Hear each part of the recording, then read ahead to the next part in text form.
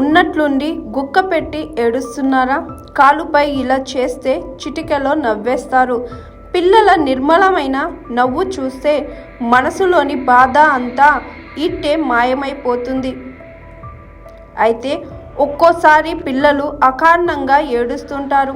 వాళ్ళ ఏడుపు ఏ విధంగా మాన్పాలో తెలియక తల్లిదండ్రులు తికమక పడుతుంటారు.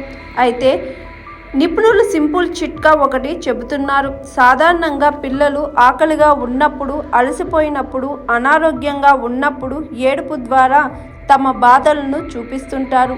అందుకే చిన్నపిల్లలు ఎందుకు నవ్వుతారో, ఎందుకు ఏడుస్తారో అర్థం చేసుకోవడం తల్లులకు కష్టమైన టాస్క్. పిల్లలు ఏడుపు ఆపాలంటే నిపుణులు సూచిస్తున్న చిట్కా ఏంటంటే, పిల్లలు విపరీతంగా ఏడుస్తుంటే లైట్లు ఆపివేసి చీకటి గదిలో ఉంచాలి. పిల్లలు శాంతింపజేయడానికి అత్యంత ప్రభావవంతమైన మార్గాలలో ఇది ఒకటి. పిల్లలు ఎప్పుడు ఏడిచినా చీకటి గదిలోకి తీసుకెళ్ళి వారిని సముదాయిస్తే వెంటనే ఏడుపు ఆపేస్తారట. అలాగే పిల్లల పాదాల మధ్యలో నొక్కడం ద్వారా కూడా వారి ఏడుపు ఆపవచ్చు అంటున్నారు ఆరోగ్య నిపుణులు.